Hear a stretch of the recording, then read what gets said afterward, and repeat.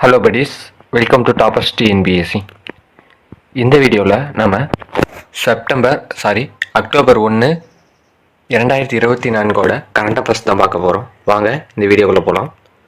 முதல்ல இருக்கிற current affairs, நடிகர் மிதுன் சக்கரவர்த்திக்கு தாதா சாஹேப் பால்கே விருதுக்கு வந்து கொடுத்துருக்காங்க. திரைப்படத்துறையின் மிக உயரிய விருதான தாதா சாஹேப் பால்கே விருது வந்து மிதுன் சக்கரவர்த்திக்கு வழங்கப்படுவதாக மத்திய அமைச்சர் அஸ்வினி வைஷ்ணவ் தனது எக்ஸ் வலைதள பதிவில் அறிவிப்பு வந்து வெளியிட்டிருக்காங்க.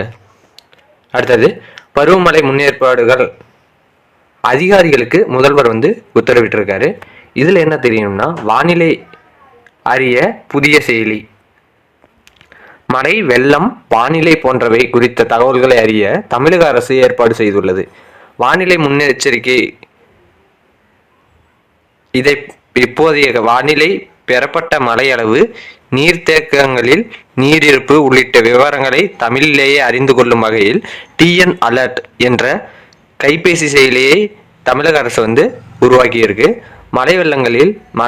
மழைக்காலங்களில் மீனவர்களே அதிகம் பாதிக்கப்படுகின்றன. ஆழ்கடலில் மீன்பிடிக்க செல்லும் மீனவர்களுக்கு புயல், கனமழை குறித்த தகவல்கள் நவீன தொலைத்தொடர்பு சாதனங்கள் மூலமாக உரிய நேரத்தில் கொண்டு சேர்க்க அரசு வந்து நடவடிக்கை எடுத்துள்ளதா கூறுறாங்க. அடுத்ததா, காந்தியடிகள் பிறந்த நாள் விழா, அது வந்து அக்டோபர் 2 நடைபெறும். அதற்காக மாணவர்களுக்கு வந்து ஆளுநர் வந்து அழைச்சிருக்காரு.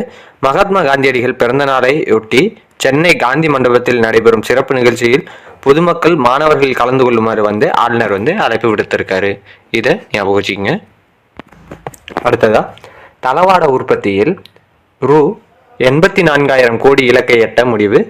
தின்னூர்தி தொழிற்சாலை தலைவர் சஞ்சய் திவிவேதி அப்படிங்கிறவங்க சொல்லியிருக்காங்க. தளவாட உற்பத்தி அப்படின்னா இராணுவம் சார்ந்த பொருட்கள் தயாரிக்கிறதா இந்த தளவாட உற்பத்தி அப்படின்னு சொல்லுவாங்க. அடுத்ததா, அக்டோபர் 2 காந்தியடிகள் பிறந்த நாள்னு தெரியும். அதற்காக ஒரு 4 புக்கை வெளியிட்டிருக்காங்க. பாருங்க. தன்னலம் கருதாது மக்கள் நலத்திற்காகவே வாழ்ந்த மகத்தான தலைவர்களின் வாழ்க்கை வரலாறு அப்படின்னு சொல்லிட்டு புக்கை வெளியிட்டிருக்காங்க. இதில் மகாத்மா காந்தியோட சுயசரிதை, ஜவஹர்லால் நேருவோட சுயசரிதை, உத்தமர் OPR வரலாறு, அதாவது ஓமந்தூர் ராமசாமி அப்படிங்கிறவர் தான் OPR வரலாறு, கல்வி வள்ளல் காமராஜர் வரலாறு அப்படிங்கிறத ஞாபகம் வச்சுங்க. இதில் பாருங்க, உங்களுக்கு தெரியுமா அப்படிங்கிறதுல கொடுத்துருக்காங்க. காந்தியடிகளோட சக்தி சோதனையில் தன் வாழ்வில் 1920 வரையிலான நிகழ்வுகளை மட்டும்தான் காந்தியடிகள் வந்து கூறியிருக்காரு. அதன் பிறகு நடைபெற்ற 28 ஆண்டு கால வாழ்க்கை நிகழ்வுகளை பற்றி இன்னும் கொடுக்கல. அதை பற்றி இந்த புக்கு, இந்த 2 தொகுதிகளாக இருக்க இந்த மகாத்மா காந்தி புக்கில் வந்து கூறப்பட்டிருக்கு அப்படின்னு இதை சொல்லியிருக்காங்க. அவசியமாக இருந்தால் வாங்கி படித்துக் கொள்ளுங்கள். அடுத்ததா, விவசாய முதலமைச்சர் ஓமந்தூரார் வாழ்க்கை வரலாறை பற்றி சொல்லணும்னா, இந்திய நாட்டில் உத்தமர் என்ற பட்டம் பெற்றவர்கள் 2. அதில் வடநாட்டில் வந்து மகாத்மா காந்தியும், மற்றொருவர் தென்னாட்டில் ஓமந்தூர் ராமசாமி ரெட்டியார் அவர்களும்.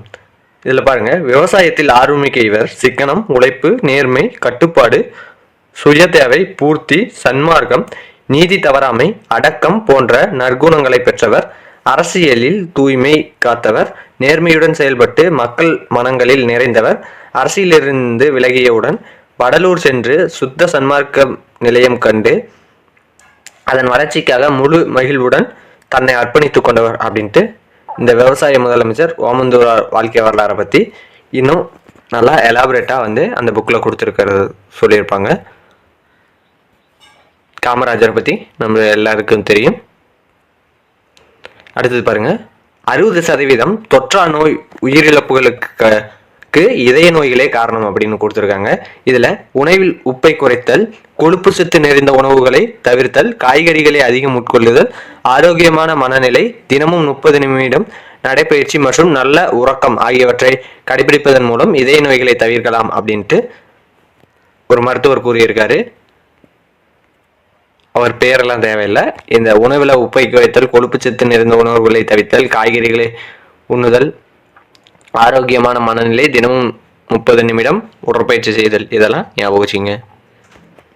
அடுத்ததா, மகளிர் சுய உதவி குழுக்களுக்கு ரூ. 35,000 கோடி கடன் வழங்க வந்து இலக்கு வச்சிருக்காங்க.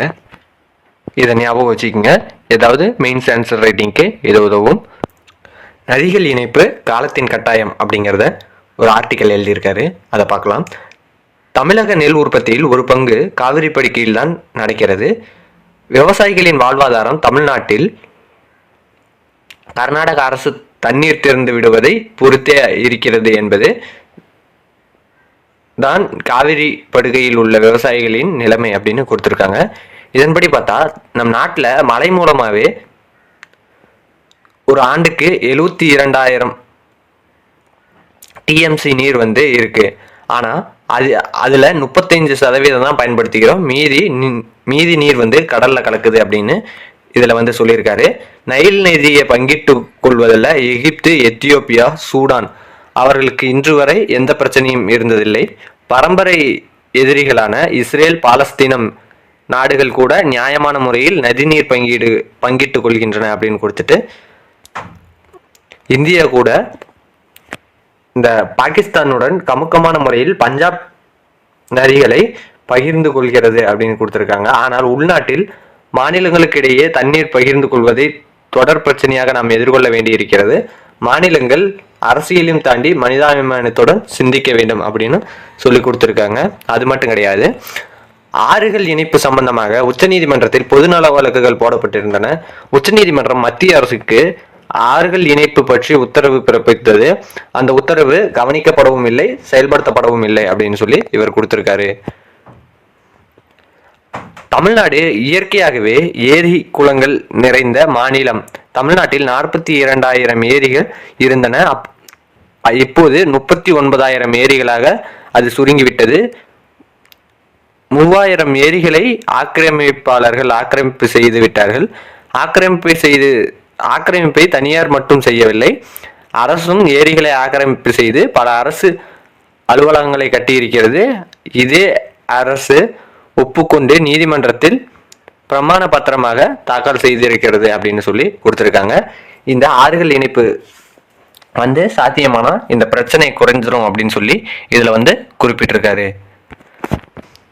அடுத்ததா ஒரு திருக்குறள் பாருங்க. அருமை உடைத்தன்று அசவாமை வேண்டும், பெருமை முயற்சி தரும். இது செய்வதற்கு அருமையானது என்று சோர்வுறாமல் இருக்க வேண்டும். அதை செய்வதற்கு தக்க பெருமையை முயற்சி உண்டாக்கும். அதை செய்வதற்கு தக்க பெருமையை முயற்சி வந்து உண்டாக்கும் அப்படின்னு சொல்லி கொடுத்துருக்காங்க. அதாவது நம்ம ஒரு செயலை செய்தோம் அப்படின்னா அதை வந்து சோர்வுலாம இன்ட்ரெஸ்டோட செய்யணும் அப்படிங்கிறாங்க. அப்படி செஞ்சோம்னா அதுவே நமக்கு வந்து அந்த முயற்சியே நம்மளுக்கு வந்து பெருமையை வந்து உண்டாக்கும் அப்படின்னு சொல்லி கொடுத்துருக்காங்க. அடுத்ததா சிறு சேமிப்புகளுக்கான வட்டி விகிதங்களில் மாற்றமில்லை அப்படின்னு சொல்லி கொடுத்துருக்காங்க. இதன்படி அக்டோபர் 1 முதல் டிசம்பர் 31 வரையிலான காலகட்டத்தில் முந்தைய 3 மாதங்களில் இருந்த வட்டி விகிதம் வந்து தொடரும் அப்படின்னு சொல்லி கொடுத்துருக்காங்க. இது எதற்கு அப்படின்னு பார்த்தோம்னா, பெண் குழந்தைகளுக்கான செல்வ மகள் சேமிப்பு திட்டத்தில் 8.2% வட்டி வழங்கப்படும். 3 ஆண்டு நிரந்தர வைப்புக்கான வட்டி விகிதம் 7.1% நீடிக்கும். பொது வருங்கால வைப்பு நிதிக்கான வட்டி 7.1, அஞ்சலக சேமிப்பு கணக்கு வட்டி 4% இருக்கும் அப்படின்னு சொல்லி கொடுத்துருக்காங்க. அடுத்ததா மணிப்பூரில் ஆயுதப்படைகள் சிறப்பு சட்டம் 6 மாதங்களுக்கு வந்து நீட்டிப்பு அப்படின்னு சொல்லி கொடுத்துருக்காங்க. இதையும் பார்த்து வச்சுங்க. அடுத்ததா உயிர்காக்கும் சேவையில் பங்கெடுப்போம். ரத்த தான தினத்தில் முதல்வர் வேண்டுகோள். ரத்த தான தினம் எப்ப அப்படின்னு பார்த்தோம்னா, தன்னார்வ ரத்த தான தினம் வந்து அக்டோபர் 1 கொண்டாடப்பட்டு வருது. இதுல வந்து ரத்த தானத்தை பத்தி இவர் வந்து பேசியிருக்காரு. யாருன்னா முதல்வர், தமிழக முதல்வர் வந்து பேசியிருக்காரு. இதோட இன்றைக்கான அக்டோபர் 1, 2024 கரண்ட் அஃபேர்ஸ் முடியுது. இதை வந்து பார்த்து வச்சுக்கோங்க. நன்றி.